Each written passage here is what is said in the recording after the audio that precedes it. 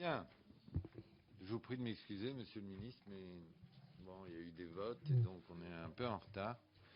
Je voudrais, avant de démarrer, dire que même si c'est pas encore officiel, je suis heureux d'accueillir Pascal Gruny dans la commission. Voilà, vous pouvez l'applaudir parce que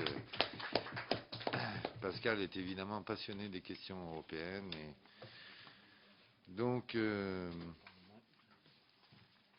Franck Riester a accepté très gentiment de lui laisser la place. Mais enfin, ce n'est pas encore officiel, ce ne sera pas au compte-rendu. Bien, Monsieur le Ministre, nous sommes très heureux de vous retrouver dans un contexte d'actualité européenne extrêmement riche. Après un Conseil européen très important, à la fois en matière économique et financière et à propos de la situation, bien sûr, en Libye, ainsi que sur la question du nucléaire. Sur les sujets économiques et financiers que suivent en particulier nos rapporteurs Christophe Caèche et Michel Herbillon, l'Europe a fait ces derniers mois des pas de géant sur la voie d'un gouvernement économique de l'Union. La réforme du pacte de stabilité, la mise en œuvre du pacte pour l'euro représentent des progrès très importants et nous aurons l'occasion, bien sûr, de vous entendre sur ce sujet. Par ailleurs, notre commission souhaiterait vous entendre bien sûr sur les deux principaux sujets d'actualité évoqués au Conseil, la Libye. On ne peut pas nier qu'il y a des divisions européennes sur la question de l'intervention militaire qui ont jeté une ombre sur les espoirs d'une convergence progressive en matière de politique étrangère, même si, évidemment, nous la souhaitons, comme nous souhaitons un renforcement de la politique européenne de défense. J'aimerais donc vous demander où en est l'Union en matière de sanctions, d'aide humanitaire pour la recherche d'une solution diplomatique. Et puis au-delà de la crise libyenne, je crois que la France a pris une initiative capitale. C'est l'Union pour la Méditerranée, le partenariat Europe-Méditerranée. On parle énormément de la Libye, mais il y a quand même des évolutions en Tunisie et en Égypte. Et donc j'aimerais que vous nous disiez un peu ce qui a pu être développé au cours du Conseil sur ce sujet. D'autre part, quelles sont les mesures prises par l'Union pour manifester notre solidarité? Quand je dis notre solidarité, la solidarité de l'Europe vis-à-vis du peuple japonais.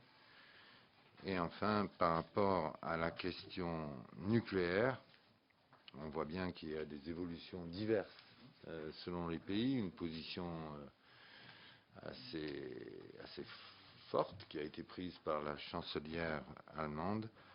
Quelle sera l'organisation concrète des tests de sécurité décidés, leur champ de responsabilité de mise en œuvre? Voilà, quelques questions pour engager le débat que nous avons avec vous. Et bien entendu, vous connaissez maintenant la tradition. On entendra votre discours introductif et puis ensuite on passera aux questions et réponses des parlementaires, sachant que je sais que vous devez partir vers 18 h, donc il va falloir que les questions soient brèves et on fera en sorte, le ministre fera en sorte que ces réponses soient brèves aussi. Merci beaucoup, Monsieur le Président. Cher Pierre, Mesdames et Messieurs les députés, je sais que vous aviez les uns et les autres un vote qui, du coup, a légèrement retardé le début de l'audition et j'en suis vraiment désolé, surtout que, malheureusement, j'ai vraiment une contrainte à 18 h. Alors, je vais essayer, moi, d'être bref sur mon intervention pour laisser le plus de temps possible au dialogue. Je résumerai simplement les choses. Lors de la dernière audition, nous avions partagé, ce qui était une conviction d'ailleurs commune d'un certain nombre d'entre nous, que nous avions encore plus besoin d'Europe après la crise qu'avant la crise. S'il y a bien un Conseil qui en apporte la démonstration, c'est ce Conseil. Nous avons en ce moment 3 défis majeurs auxquels fait face la France, auxquels fait face le continent européen et même, on peut dire, à l'échelle de la planète. la question de la déstabilisation de l'euro et de la régulation des marchés financiers. Deuxièmement, la révolution démocratique dans le monde arabe. Et troisièmement, le terrible accident nucléaire au Japon. Ce qui est frappant lors de ce Conseil, c'est que sur ces trois sujets, l'Europe est là, elle est présente, elle est arrivée dans des délais records à construire une réponse sur certains domaines qui est au-delà des espérances, réponse sur d'autres domaines, et je reviendrai notamment sur la question de la Libye, où on peut considérer le verre à moitié plein ou à moitié vide. Personnellement, j'ai plutôt tendance à considérer que par rapport au progrès accompli et au passé, c'est plutôt le verre à moitié plein. Et enfin le nucléaire, sur lequel l'Europe s'affirme comme étant vraiment une terre très en avant sur ces questions de sûreté nucléaire lors de ce Conseil. Alors, je vais commencer par le premier sujet, qui est la question de la gouvernance économique de la zone euro. En matière d'Europe, il est bon d'avoir de la mémoire. L'Europe, c'est un processus qui est systématiquement en construction et dans lequel chaque étape pose la question suivante, est-ce qu'on arrive à améliorer, est-ce qu'on arrive à aller de l'avant ou non? Juste si on s'arrête 2 secondes. S'il y a 6 mois, lors d'une audition, je vous avais dit qu'on allait réussir à mettre en place la notion de gouvernement économique. Si vous m'aviez dit qu'on réussirait à le faire dans le cadre de la zone euro, avec l'idée quand même d'une coordination plus forte sur la zone euro. Si on avait évoqué les uns et les autres l'idée de mettre en place une convergence fiscale. Si on avait mentionné, au moment où il y avait quand même beaucoup de doutes, notamment chez notre partenaire allemand, la capacité à mettre en place un fonds pérenne de stabilité pour défendre l'euro, nous nous serions tous, les uns et les autres, traités de 12 utopistes.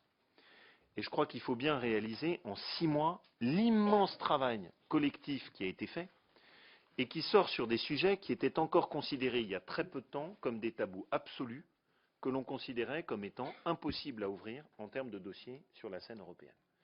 Eh bien, en 6 mois, le travail européen a marché et il a permis de construire une réponse collective dont je détaillerai très rapidement pour peut-être laisser ensuite la part avec le jeu des questions à l'approfondissement de ces sujets, mais très rapidement les différents points. D'abord, le mécanisme européen de stabilité. 700 milliards d'euros, un fonds de stabilité qui permettra de prêter 500 milliards d'euros en assurant la meilleure notation possible et un outil qui nous permet de faire reculer les spéculateurs. Deuxièmement, un pacte de stabilité et de croissance qui prévoit une procédure qui est maintenant plus équilibrée entre la Commission et le Conseil et qui permet de tirer les leçons de la crise. On s'est aperçu que la vision étroite déficit dette sur PIB était beaucoup trop restrictive pour arriver à prendre pleinement conscience des dangers systémiques qui pouvaient affecter notre zone commune européenne. Je rappelle que l'Irlande était considérée comme étant le meilleur élève absolu, ce qui ne les a pas empêchés de se retrouver confrontés à des difficultés sans nom, notamment en raison de l'exposition de leur secteur bancaire. Troisièmement, un pacte pour l'euro. Un pacte pour l'euro plus, et chaque mot compte. La première chose, c'est que c'est un pacte pour la zone euro à 17. Ça n'était pas gagné que les autres acceptent de dire oui, ceux qui ont la monnaie en partage ont un autre niveau d'obligation et un autre niveau de convergence. En même temps, on voit aussi la dynamique d'entraînement, puisque nous avons 6 pays supplémentaires qui ont décidé d'y adhérer, la Lituanie, la Lettonie, la Pologne, le Danemark, la Roumanie et la Bulgarie, ce qui est un signe de confiance très fort par rapport à la monnaie unique. Donc, souvenez-vous les débats que nous avions eus la dernière fois, ma conviction était que l'euro sortirait renforcé de cette crise et non pas affaibli. On le voit bien là, de façon concrète, avec ce pacte.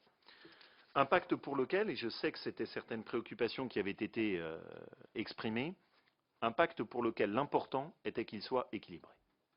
La France ne voulait pas d'un pacte qui soit uniquement sur l'aspect régressif, uniquement sur l'aspect gestion des déficits, uniquement sur l'aspect, ce qu'on dirait, compétitivité via les efforts à mener. Ces efforts, il faut les mener. Et ces efforts, l'exemple grec, l'exemple irlandais, les difficultés auxquelles sont confrontés un certain nombre d'autres pays, sont là pour nous le rappeler. Un pays ne peut pas gérer durablement des déficits excessifs. Pour autant, la compétitivité, ça n'est pas que ça. La compétitivité, c'est aussi investir dans la recherche et l'éducation. La compétitivité, c'est investir dans l'innovation. La compétitivité, c'est miser sur des infrastructures performantes. Et la compétitivité, c'est aussi faire confiance dans le dialogue social. La version finale du pacte qui sort est très équilibrée. Et notamment beaucoup plus équilibrée que ce que nous avions au début. Et je dois dire que là-dessus, le travail qui a été mené par Van Rompuy a été très précieux. Il a vraiment mené un travail exemplaire sur cette période. Et nous sortons avec un texte qui est un texte équilibré et sur lequel les engagements sont dans les deux sens, une compétitivité offensive et en même temps une gestion de nos finances raisonnable. J'en viens enfin au sujet que je voulais quand même mentionner, qui est celui de la convergence fiscale, qui est une vraie petite révolution culturelle. Le fait que les partenaires européens acceptent de dire oui, il faut que nous organisions une convergence fiscale. Oui, on ne peut pas continuer les uns et les autres à avoir des bases d'impôts sur les sociétés notamment qui divergent. C'est un changement complet et c'est une vraie révolution culturelle. Souvenez-vous, depuis combien de temps est-ce que nous plaidions en ce sens? Et je rajouterai enfin la taxe sur les transactions financières, qui là aussi était un sujet sur lequel d'ailleurs de façon diverse sur les différents groupes de l'Assemblée nationale vous plaidiez les uns et les autres. Voilà aussi une étape qui est franchie à l'occasion de ce Conseil européen. Ça, c'est le premier paquet. Le deuxième paquet, c'est celui de la Libye et du voisinage méridional de l'Europe. Le danger en matière d'Europe, c'est que quand nous sommes d'accord, tout le monde considère que c'est normal. Dès qu'il y a des toutes petites divergences, tout le monde se met à hyperboliser nos différences. Sachons raison garder. L'Europe a fait un énorme chemin sur la Libye. Elle a été capable d'être parmi les premières à condamner Kadhafi. Elle a été capable d'être parmi les plus dures en matière d'embargo, aussi bien sur l'argent du pétrole, aussi bien sur les actifs détenus par l'État libyen, aussi bien que sur les embargos sur les armes et les différents matériels de répression. Elle a été aussi capable de saisir, de façon globale, la Cour pénale internationale. Donc un gros chemin a été parcouru par l'Europe. Il est vrai que sur le recours à la force armée, et notamment sur la volonté de participer ou non aux frappes aériennes, il y a eu des différences. Et des divergences, notamment par rapport aux Allemands. Ça n'est pas un drame. Et sur un sujet comme la politique européenne étrangère de sécurité et de défense, sur lequel on est sur ce que moi j'appelle le cœur de souveraineté, celui sur lequel les sensibilités culturelles de chaque État membre sont les plus fortes, je ne pense pas que ce soit un drame. D'ailleurs, le Conseil nous a permis d'arriver à préserver l'essentiel, puisqu'une position unanime a été exprimée. En début de semaine, tout le monde était là pour dire l'Europe se déchire sur la question libyenne. La réalité est qu'on a réussi à sortir sur une déclaration qui est une déclaration commune et qui salue les résultats du sommet de Paris et l'adoption de la résolution 1973. Pour le reste, je crois qu'il nous faudra réfléchir dans la suite sur comment faire en sorte que la politique européenne de défense puisse avoir une relance et qu'elle ne soit pas victime durablement des quelques différences d'approche que nous avons pu avoir sur la Libye. Mais il n'y a là, à mon avis, rien d'irrémédiable et rien qu'une démarche volontariste ne nous permette de récupérer. Sur la Méditerranée, vous avez eu tout à fait raison, Monsieur le Président, de rappeler qu'au-delà du cas libyen, l'Europe est bien attendue sur tout le rivage sud de la Méditerranée. Et je crois qu'il faut qu'on soit lucide. Elle est attendue sur sa capacité à investir dans la démocratie. Elle est attendue sur sa capacité à mettre de l'argent sur la table et vite, parce que si l'on veut que cette transition démocratique réussisse, il faut que nous montrions aux peuples qui ont eu le courage de secouer des régimes établis qu'ils ont un support et un soutien et que ça se traduit pour eux tout simplement par une amélioration de la situation sur le terrain. De ce point de vue, deux décisions importantes lors de ce Conseil. Le premier, l'augmentation d'1 milliard d'euros des plafonds de prêts de la Banque européenne d'investissement. Voilà une capacité sonnante et trébuchante d'action qui est mise sur la table par l'Europe. Deuxième élément pour lequel nous avions plaidé, l'extension de la capacité d'intervention de la BERD sur les pays du voisinage sud. C'est un beau geste de solidarité, je crois qu'il faut le reconnaître, par les pays d'Europe centrale, les nouveaux adhérents, qui ont vraiment accepté de jouer le jeu et dans une démarche plutôt collective. J'en viens enfin au dernier élément, qui est la situation au Japon et la question de la sûreté nucléaire. D'abord, l'Europe n'a pas attendu, et ce point-là est intéressant, la crise et le terrible accident japonais pour agir en matière de sûreté nucléaire. Là encore, un tout petit peu de mémoire. Directive adoptée en 2009 grâce aux efforts de la présidence française rendant contraignants les engagements pris avec la Convention sur la sûreté nucléaire de l'Agence internationale de l'énergie atomique. Mois de novembre 2010, proposition de directive sur une gestion sûre des déchets radioactifs et du combustible usé présentée par la Commission européenne. Conseil du 4 février, avant le début des événements du Japon, nous avons plaidé pour que les plus hauts standards de sûreté nucléaire, les fameux standards WENRA, fassent l'objet d'une transposition et d'une mise en application à la fois à l'échelle européenne et à l'échelle mondiale. Dans le cadre de la crise japonaise, nous sommes évidemment allés plus loin, avec d'abord le fait de plaider pour les niveaux de sûreté les plus élevés, ces fameuses normes WENRA, et surtout pour leur application sur notre voisinage européen. C'est une des leçons que nous devons tirer de la crise japonaise. Deuxièmement, personne ne comprendrait que chaque pays national se livre dans son coin à son petit test de résistance.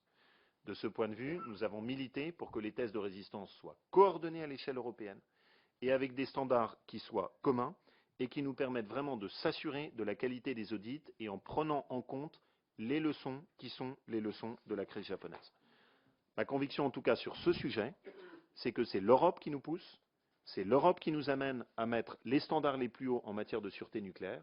Et sur cette question, le continent européen ne peut pas transiger sur son niveau d'exigence. Alors, bien sûr, je ne veux pas et je n'ai pas passé sous silence les difficultés.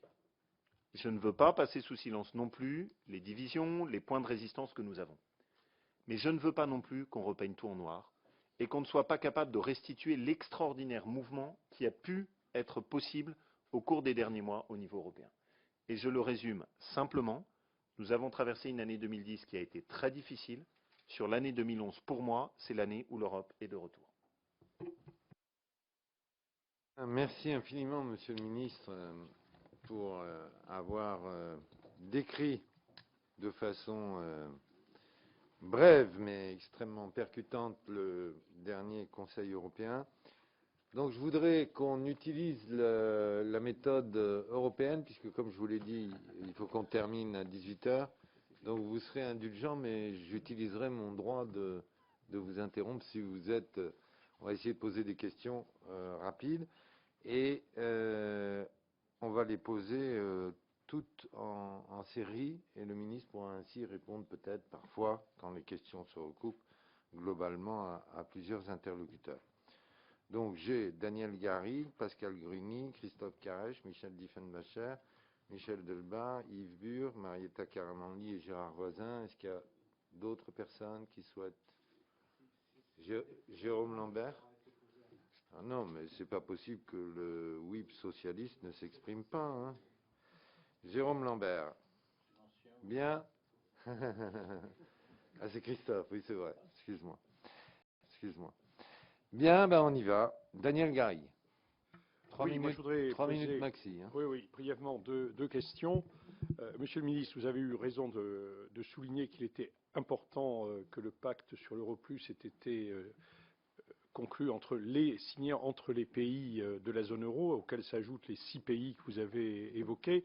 Moi, la question que je voudrais poser quand même, c'est sur les délais de retour en dessous de la barre des 3%. Moi, je voudrais savoir s'il y a eu un débat là-dessus, parce qu'on peut quand même se poser la question de savoir si les délais fixés sont tels qu'ils ne risquent pas, dans un certain nombre de pays, de casser la croissance. C'est ça quand même, je crois, la grande question. Et puis, la deuxième question qui est plus précise, plus technique, c'est sur la proposition sur une assiette commune consolidée pour l'impôt sur les sociétés.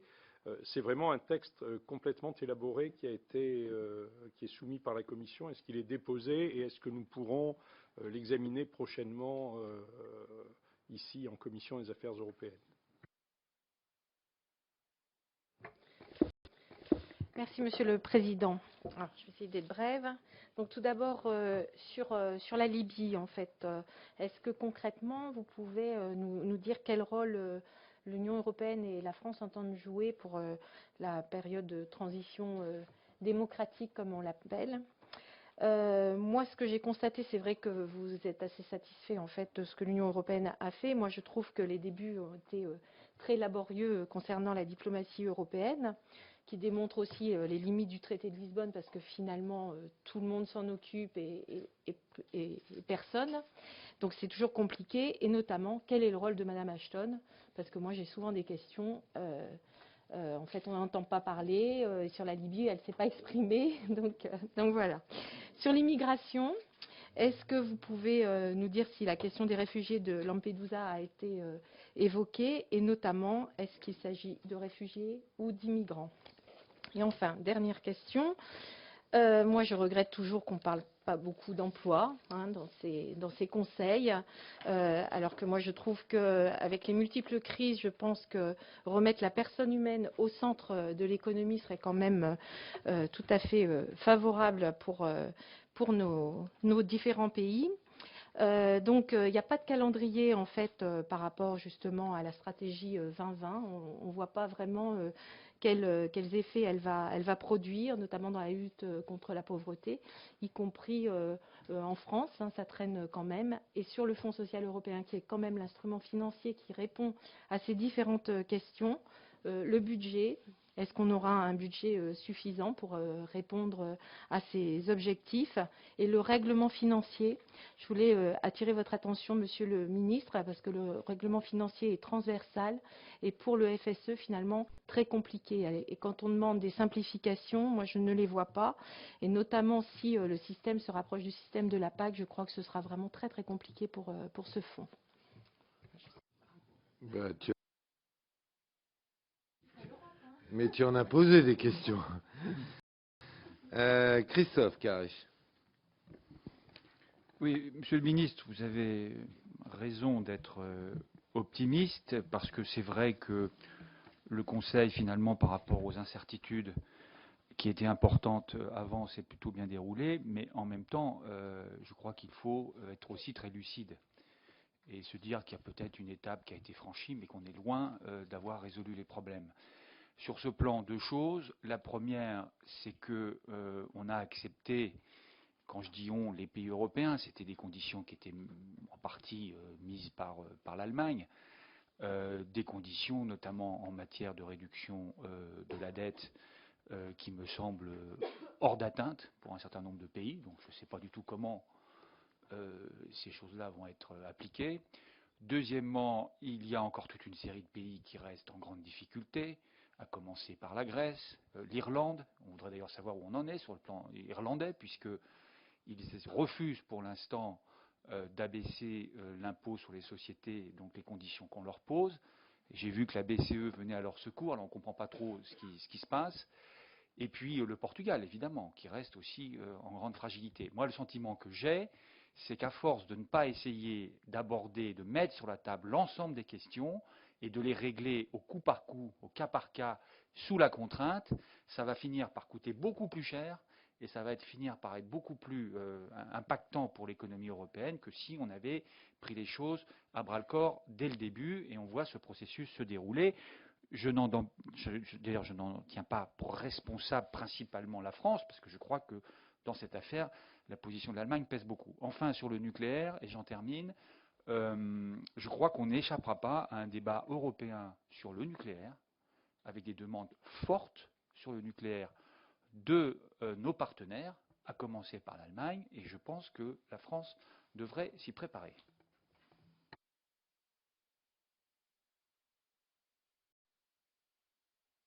Moi, j'ai bien aimé le rapport de Laurent Wauquiez, parce que l'Europe a toutes les raisons de nous plonger dans l'incertitude, dans l'incompréhension, dans le cafouillage généralisé, et il a donné l'impression, peut-être raison, il a donné l'impression que les choses avançaient.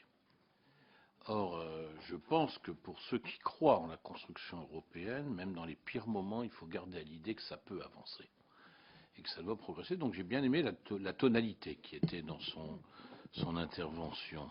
Quelques préoccupations. Par exemple, sur l'affaire de la Libye, moi je trouve qu'il y a une extraordinaire leçon qu'on est en train de vivre. C'est que l'Europe pourrait agir à l'extérieur sans accord unanime.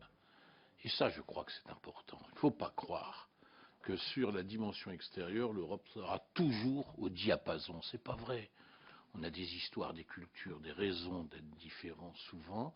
Et donc, l'essentiel pour nous est de savoir comment on va sortir de l'opération libyenne pour recréer de la cohérence européenne. Mais je crois que ce sera une extraordinaire leçon annexe sur un des textes qu'a évoqué Laurent Wauquiez. Il a donné une raison d'exister à Van Rompuy, ce qui est tout de même un exercice formidable, quoi. Il a même dit qu'à un moment donné, il avait été utile dans son... C'est une satisfaction pour ceux qui croient en l'Europe. Jusqu'à présent, on se demandait à quoi il servait. Là, il s'est avéré utile sur la dimension sociale, je crois, hein, de l'approche économique. Bon, deuxième point sur lequel je voulais faire une observation, mais le président l'avait dit avant de passer la parole au ministre, on a un risque et une chance. Le risque, c'est de considérer que l'Union pour la Méditerranée ne sert vraiment à rien.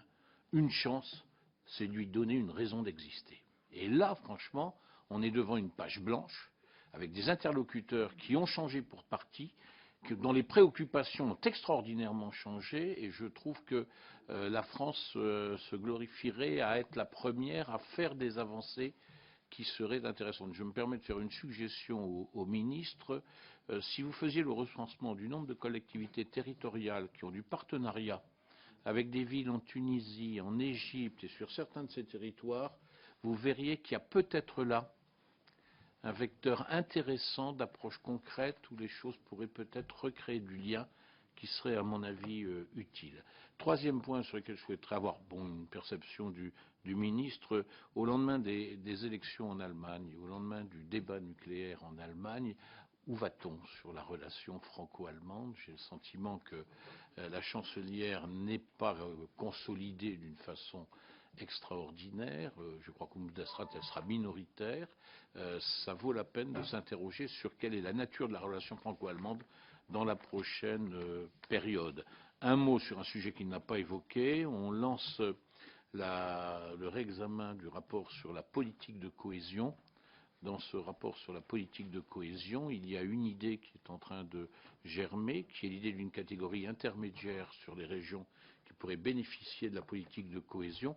La position de la France, c'est un peu de dire, faites attention, notre première préoccupation, c'est la PAC, ne parlez pas trop de cette affaire-là. Je signale qu'on a 10 régions qui peuvent être concernées par la réforme de la politique de cohésion. Ça vaut peut-être la peine de se pencher dessus. Merci infiniment. Michel Diefenbacher. Oui, merci. Merci, Monsieur le Président. Deux questions. La première sur le mécanisme européen de stabilité. D'abord, je crois que tout le monde mesure l'importance du travail qui a été fait au cours des 6 derniers mois en matière de gouvernance économique, sociale, financière. Je crois qu'il faut se féliciter de la mise en place d'un dispositif pérenne d'intervention. Ce que je voudrais savoir quand même, c'est s'il faut en déduire qu'il existe désormais un consensus total entre tous les pays de l'euro pour estimer que la mise en faillite d'un État est quelque chose de définitivement exclu. Au-delà des questions politiques que soulève cette approche, il y a des questions philosophiques. Est-ce qu'il faut accepter l'idée que l'État échappe, soit le seul acteur de l'économie à échapper aux règles qui sont imposées à tous les autres? Et puis une question financière, c'est que si par malheur, demain, la spéculation s'attaquait à un important pays d'Europe, est-ce que la ressource financière mobilisable par tous les autres serait assurément suffisante? La deuxième question concerne le nucléaire. Je crois qu'il est évident que les situations dans lesquelles se trouvent les différents pays européens sont très profondément différentes. Les priorités énergétiques ne sont pas les mêmes. L'état de l'opinion n'est pas le même. Certains pays sont davantage soumis que d'autres au risque de tremblement de terre. Il reste que si par malheur un accident nucléaire intervenait en Europe, dans un pays d'Europe, toutes les conséquences frapperaient l'ensemble des pays européens. Et par conséquent, est-ce qu'il n'y a pas lieu de faire une distinction entre les politiques européennes, les politiques énergétiques dont on conçoit bien qu'elles doivent être pour l'essentiel étatiques, et la politique de contrôle et de sûreté nucléaire, dont on voit de plus en plus qu'elle pourrait être utilement européenne, c'est-à-dire des règles européennes et une institution européenne. Merci beaucoup. Yves Bur. Merci, Monsieur le Président, Monsieur le Ministre. Je voulais revenir sur la crise libyenne, effectivement, et vous interroger, comme l'a déjà fait mon collègue, sur le rôle qu'a réellement joué le service européen d'action extérieure dans la recherche, d'abord dans la gestion de la crise et dans la recherche d'une réponse commune. Et au sein de ce service disons, européen, quel a été le rôle plus particulier de la haute représentante de l'Union pour les affaires étrangères et les politiques de sécurité? On peut avoir la lecture qu'on peut en avoir, c'est que quand ça chauffe vraiment, quand il y a urgence, c'est les réflexes naturels du retour à la diplomatie nationale prennent le dessus sur, je dirais, ces réflexes européens. Comment est-ce que, disons, en prenant compte de l'expérience, c'est peut-être encore un petit peu trop tôt, de cette gestion de la crise libyenne, comment est-ce qu'on peut formater ou comment évoluera ce service européen pour les affaires étrangères? Merci, Monsieur le Président. Monsieur le Ministre, vous avez répondu déjà à une question qui était sur la Libye avec la résolution 1973. Il me reste deux questions que je souhaitais poser. D'abord, par rapport à ce qui vient d'être dit par ma collègue tout à l'heure, sur la question du travail. Le temps de travail, il y a une révision de la directive sur le temps de travail au niveau européen qui s'est achevée le 25 dernier, la semaine dernière. Et la Confédération européenne des syndicats s'est dite un petit peu déçue par les propositions de la Commission européenne, qui maintient notamment le principe dit de l'opt-out, qui permet donc à un employeur de faire travailler un salarié au-delà des 48 heures hebdomadaires autorisées si le salarié l'accepte individuellement. Alors, selon plusieurs études, par ailleurs, on peut quand même mettre en perspective le fait que travailler de manière très longue, et des heures donc très longues, peut avoir des conséquences aussi sur la santé, sur la sécurité, et s'inscrit aussi en violation de leurs droits. Alors, je voudrais donc vous poser la question, la position du gouvernement, surtout avec l'expérience que vous avez eue aussi auparavant, sur ce projet de directive. Et puis, dans le document qui nous a été distribué, on parle d'action collective, enfin de clauses d'action collective. Je ne veux pas parler de ces clauses d'action collective, mais je vais vous interroger sur l'action de groupe d'action collective qui, en Europe, a été, nombreux pays, Grande-Bretagne, Italie, Portugal, je vous passe tous les pays qui font fonctionner ce système et qui, effectivement, a été même reconnu par la précédente Commission européenne, comme quoi il fallait avancer sur l'action collective et l'action de groupe. Le gouvernement considère qu'un tel dispositif devrait être articulé avec les projets européens. J'avais lu cette position. Donc je voudrais savoir quelles initiatives notre pays et le gouvernement pouvaient prendre afin d'avancer sur ce dossier quand même important et qui permet aussi de répondre aussi aux attentes des consommateurs. Je vous remercie. Merci Marietta. Si on pouvait, comme je l'ai dit la dernière fois, essayer de concentrer nos questions sur l'ordre du jour, parce que le Conseil européen n'a pas traité de ces questions, mais bon. Gérard Voisin. Oui, merci Président, Monsieur le Ministre. C'est dans l'ordre du jour que de parler du Japon. J'ai des raisons précises. Didier Quentin, d'ailleurs, en tant que président du groupe d'amitié France-Japon, a les mêmes préoccupations, et moi, à titre personnel. Alors, j'ai bien entendu ce que l'Union européenne a fait en amont sur le nucléaire, mais ma question, elle est, parce qu'il nous vient des questions depuis là-bas, sur le comportement des Françaises, des Français, mais aussi de l'Union européenne. Alors, vous avez parlé des aspects techniques, des dangers. Il n'est pas le moment de se déchirer, je veux dire, en Europe sur nucléaire, pas nucléaire. L'Europe, ce sont aussi des hommes et des femmes, et ce sont surtout des hommes et des femmes. Et ma question est précise, qu'est-ce que l'Union européenne envisageait de faire par rapport à cette catastrophe humaine colossale, 22 000 morts, des blessés, des paralysés à vie, d'une part, et puis quelle participation l'Union européenne prend dans la gestion de cette interminable, comment dirais-je, suspense par rapport à la fin de ce qui se passe sur les réacteurs qui sont aujourd'hui en catastrophe.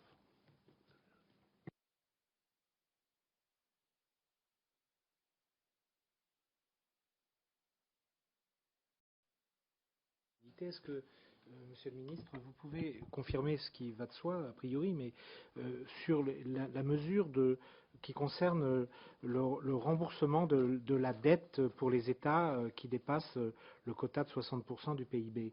Il est question, d'après ce qu'on a su, on voit, que chaque État en question devrait rembourser chaque année un 20e du montant de la dette. qui dépasserait les 60% du PIB. Cela nécessiterait pour la France de rembourser un effort de 1,5% de son PIB chaque année pendant 20 ans. Ce qui semble considérable. Christophe y a fait allusion tout à l'heure, mais moi je donne 2 chiffres qui semblent découler de ça. Et Philippe Veil, le président de l'OFCE, indique que cet objectif paraît intenable. Bon, première question. Deuxièmement, sur le nucléaire, ce qui se passe actuellement au Japon, bien sûr, ne restera pas sans conséquence sur l'avenir du débat énergétique partout en Europe. Et ce qui s'est passé en Allemagne et ce qui se passe en Allemagne est, à mon sens, précurseur d'un sentiment qui va malheureusement, on peut dire, qui va se diffuser.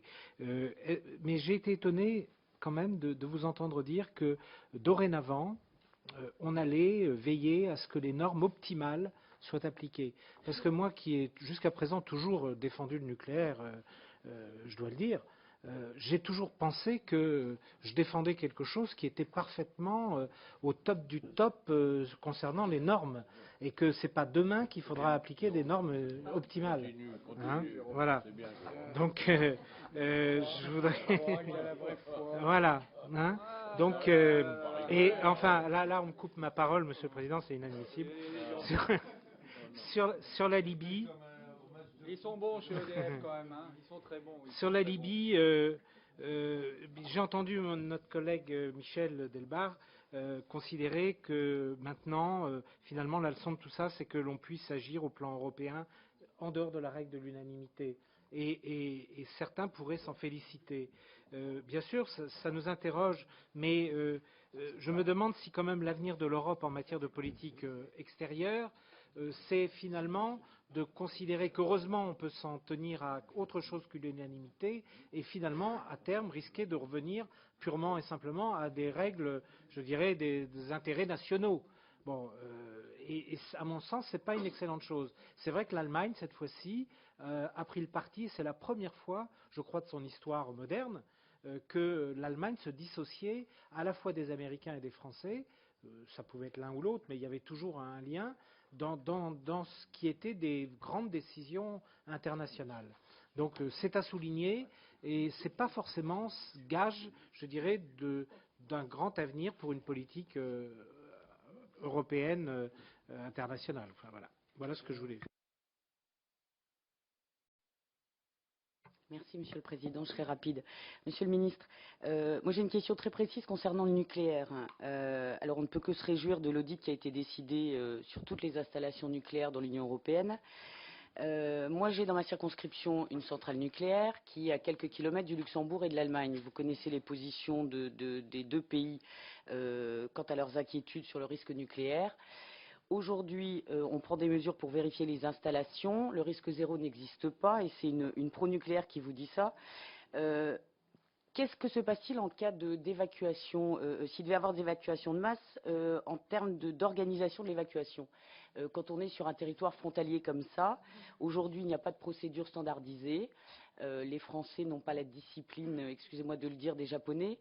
Donc on peut tout imaginer et rien n'est organisé aujourd'hui, ni avec le Luxembourg, ni avec l'Allemagne. Et j'imagine que la centrale de Cattenom n'est pas la seule concernée par cette problématique frontalière. Donc est-ce qu'on ne doit pas aussi se poser la question de standardiser les procédures en cas d'évacuation de masse? Merci. Bien, Monsieur le Ministre. Voilà. Vous avez une grande variété de questions. Merci, Monsieur le Président. Je vais essayer de répondre. Alors, vous me pardonnerez, il y aura peut-être certaines redondances, mais je pense que c'est quand même plus simple de répondre à chacun et puis sans doute plus respectueux. D'abord, par rapport aux questions qui ont été posées par Daniel Garrigue. Donc, le délai de retour sous la barre de déficit est prévu avec un délai de 3 ans. Pourquoi? Pour une raison qui est toute simple. Qu'est-ce qu'on voit? Et on le voit très bien sur un pays comme la France. Pour amortir le choc de la crise, on a été amenés les uns et les autres à faire de la relance et donc à laisser dériver notre déficit et notre dette. L'idée est de dire on se laisse 3 ans pour purger l'impact de la crise les uns et les autres. Et dans 3 ans, une fois qu'on a purgé l'impact de la crise, on entraîne et on met en application les principes communs de gestion. Donc c'est ça le cadre de référence qui a animé le Conseil dans le délai pour répondre précisément à votre question. Deuxième point, sur l'assiette sur l'IS. L'objectif est d'avancer très vite. Alors pourquoi, enfin j'essaie de répondre à la question, hein, vous me demandez le délai, 3 ans. Voilà. Après... La question c'était de savoir, est-ce qu'on ne risque pas de casser la croissance? Est-ce qu'il n'y a pas eu un débat au Conseil européen sur ce point? C'est ça qu'on a Donc, pas de savoir quel cadre, qu'on a mis un cadre de 3 ans, ça on le sait. Mais est-ce qu'il n'y a pas eu un débat au Conseil européen sur la difficulté, sur le risque de casser la croissance? Voilà, c'est ça. Monsieur le député, je crois que précisément ma réponse, elle répond à votre question. C'est-à-dire que si on avait appliqué tout de suite avec un cadre rigide, oui, on aurait pu casser la croissance. Et si on se laisse 3 ans, c'est précisément pour permettre à la fois d'assainir et en même temps de ne pas le faire en cassant la croissance. Mais je crois qu'on y reviendra à travers les questions des uns et des autres. En tout cas, c'est la réponse qui a été apportée. Et oui, le sujet a bien évidemment été évoqué au Conseil pour répondre à votre question de façon précise. Deuxièmement, sur l'assiette, sur l'impôt sur les sociétés. Les choses sont lancées. Elles sont lancées heureusement, puisque le texte d'étude a été remis le 16 mars. Vous en aurez bien évidemment la transmission dans le cadre de l'article 88.4 et je m'y engage pour que vous puissiez le juger les uns et les autres. Je me suis rendu pour échanger avec le commissaire de la fiscalité, M. Seneta, la semaine dernière, pour lui dire attention, ce n'est pas des sujets qu'il faut qu'on laisse s'enterrer. Maintenant, on a une vraie fenêtre de tir qui s'est ouverte. On a une vraie possibilité de réinscrire la fiscalité à l'agenda européen. Il faut avancer vite. Vite sur la fiscalité pour l'impôt sur les sociétés. Et nous, on aimerait aussi que soit incorporée dedans la réflexion sur la fiscalité énergétique. Sur les questions posées par Pascal Gruny, et qui recoupent d'ailleurs des questions des uns et des autres. D'abord, il faut bien voir, et notamment celle d'Yves Bure et aussi de Michel Delbar. Ne soyons pas trop injustes à l'égard du système européen d'action extérieure. Il vient à peine de naître, et déjà, il doit faire face à une des plus grandes crises diplomatiques qu'on ait eues depuis la chute du mur de Berlin. Première remarque. Deuxième remarque, et ça vaut d'ailleurs pour Van Rompuy et Cathy Ashton. Et je vais vous livrer une réflexion très personnelle, vous me pardonnerez. On a l'habitude d'évaluer les responsables politiques à l'aune de ce que sont nos critères d'évaluation français. Il faut que ce soit une personnalité charismatique, il faut qu'elle prenne la lumière, il faut que ce soit quelqu'un qui puisse faire des déclarations médiatiques tonitruantes, et quelqu'un qui fait du travail discret, dans l'ombre, en prenant un petit peu plus de temps, est considéré nécessairement comme quelqu'un d'inutile. Est-ce qu'on a tout à fait raison? S'agissant de M. Van Rompuy, je suis sûr qu'on a vraiment tort. Parce que M. Van Rompuy a parfaitement compris ce qui était la réalité de son rôle. La réalité de son rôle, c'est que comme il travaille avec les chefs d'État, s'il prend la lumière, et s'il estompe la lumière des chefs d'État, eh bien il ne sera utile à rien. Et il a parfaitement compris que son utilité était de faire le travail discrètement, derrière, pour harmoniser les positions des uns et des autres. Et je le dis, on ne serait absolument pas sorti sur le pacte pour l'euro qu'on a réussi à sortir si M. Van Rompuy n'avait pas été là. Parce qu'il a permis d'harmoniser les situations des uns et des autres. Et donc pour moi, au contraire, il est dans la filiation de ces grands Européens qui font un travail discret, mais un travail solide qui avance étape après étape. S'agissant de Cathy Ashton, elle a été la première à aller en Tunisie. S'agissant de la condamnation sur la Libye, j'y étais, c'était le dimanche soir. C'est par son intermédiaire que pour la première fois, l'ensemble des responsables des affaires étrangères européens ont pu réagir en condamnant ce qui se passait au niveau du régime de Kadhafi. Au niveau de l'Égypte, c'est grâce à son implication qu'on a pu obtenir notamment la BEI et la BIRD. Après, il y a les limites. Et les limites que vous avez tous relevées les uns et les autres. Et ce n'est pas aux parlementaires aguerris que vous êtes que je vais apprendre que le domaine de souveraineté le plus difficile à partager, c'est la diplomatie étrangère et la politique de défense. Donc oui, il y a sans doute une limite dans ce que pour l'instant est capable de produire la politique européenne de défense. N'empêche que si vous comparez par rapport à il y a 15 ans en arrière, on a quand même fait un très beau chemin. Et qu'on a réussi à dégager beaucoup de positions communes. Après, il y a un moment où il y a ces différences, que vous avez d'ailleurs très bien traduites les uns et les autres, mais qui, je crois, ne sapent pas la validité du travail commun qui a été fait. Sur la question précise sur Lampedusa, ce sont principalement à ce stade, à travers les remontées qu'on a des Italiens, très majoritairement des immigrants. Il peut y avoir aussi des situations de réfugiés, mais qui sont à ce stade, par les remontées que nous font les Italiens, minoritaires. Sur le sujet du FSE, je n'oublie pas, et je remercie beaucoup Marietta Caramandi d'y avoir fait référence, je n'oublie pas mes anciennes casquettes, et notamment le FSE, il y a un devoir de simplification énorme du FSE. Ce qui, je trouve, est un des drames de l'Europe, c'est qu'on a des procédures tellement complexes, qui d'ailleurs sont héritées de la chute de la Commission Santer, que quand l'Europe aide quelqu'un, souvent, il finit quand même par être eurosceptique, parce qu'il dit les dossiers sont beaucoup trop complexes.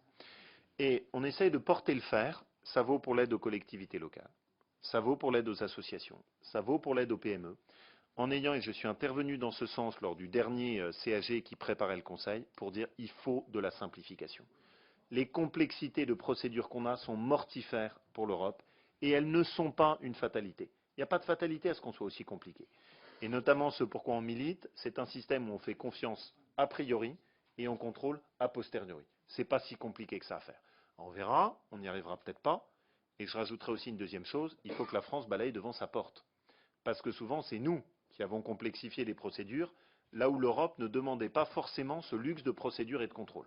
Donc c'est à 2 étages qu'on doit assouplir, étage national, étage européen.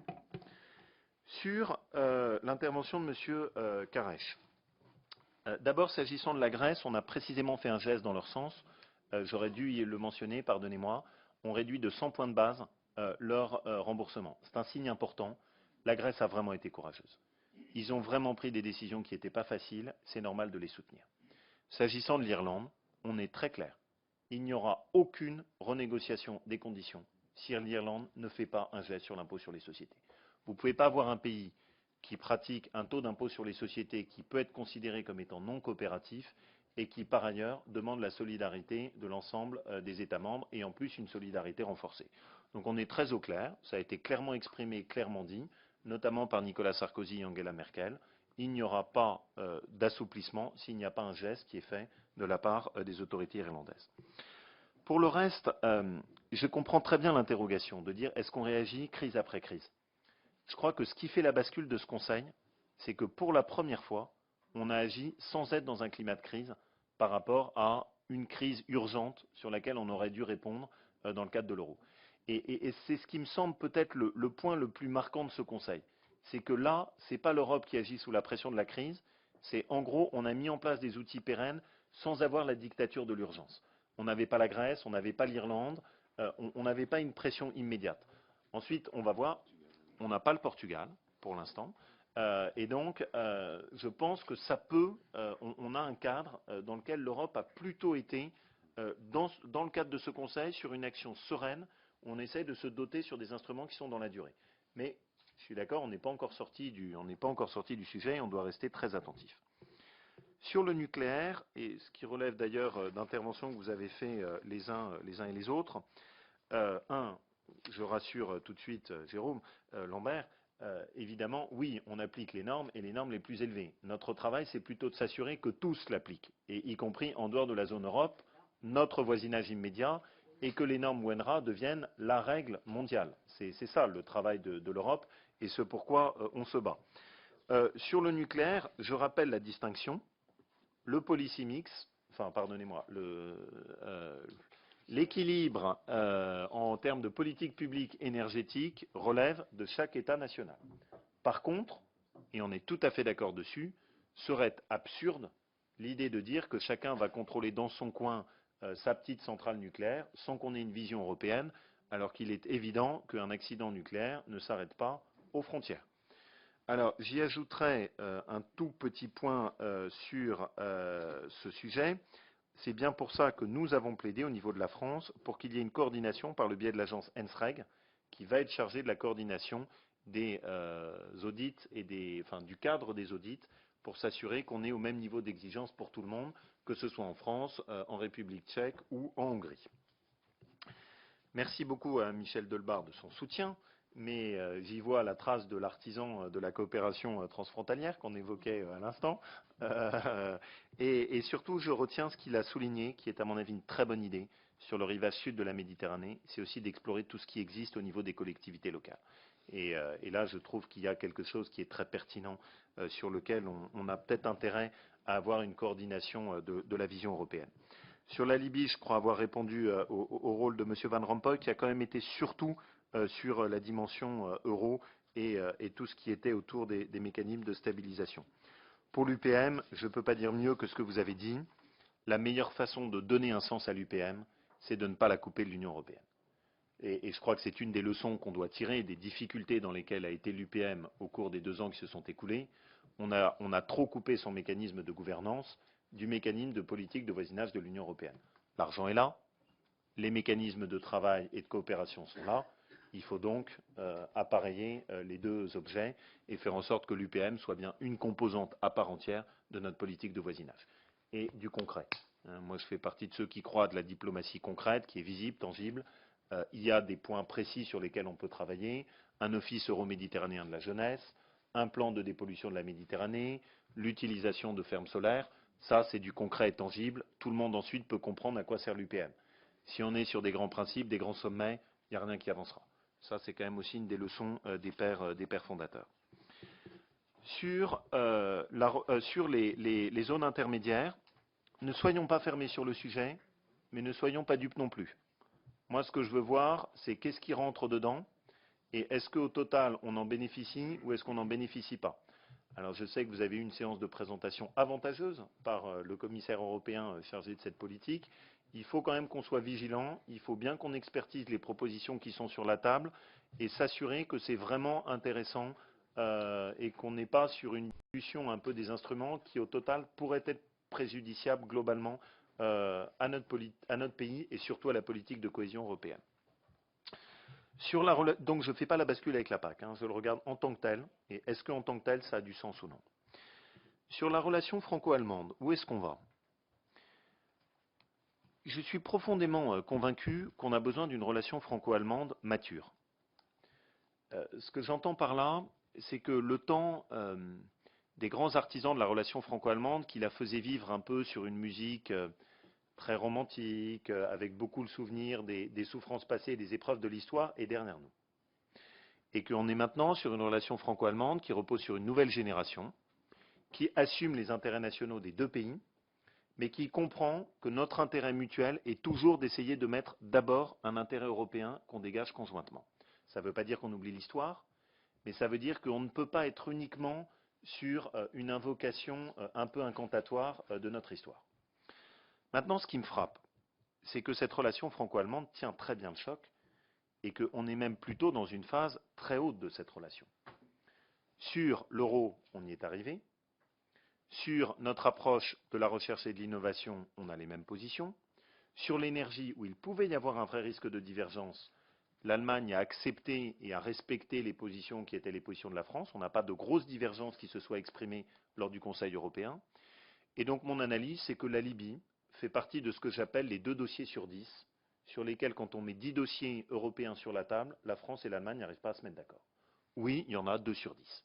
Mais n'empêche qu'il y a les 8 sur 10 d'une relation qui est très solide, très mûre, et qui est faite finalement de ces échanges formalisés qui existent systématiquement, le Conseil franco-allemand, le fait d'avoir des diplomates échangés dans nos cabinets respectifs, les habitudes de travail communes, qui font que, quelles que soient les tentations des uns et des autres, le centre de gravité revient systématiquement sur la relation franco-allemande.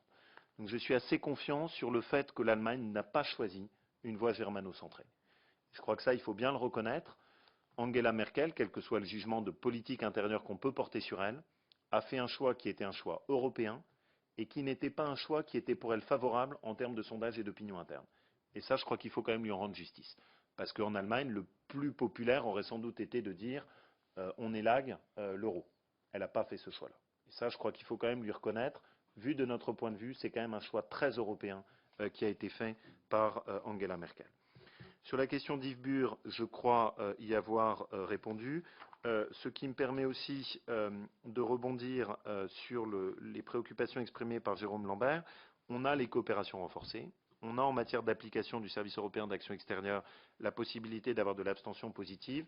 Donc il y a un certain nombre d'outils qui nous permettent de gérer des différences.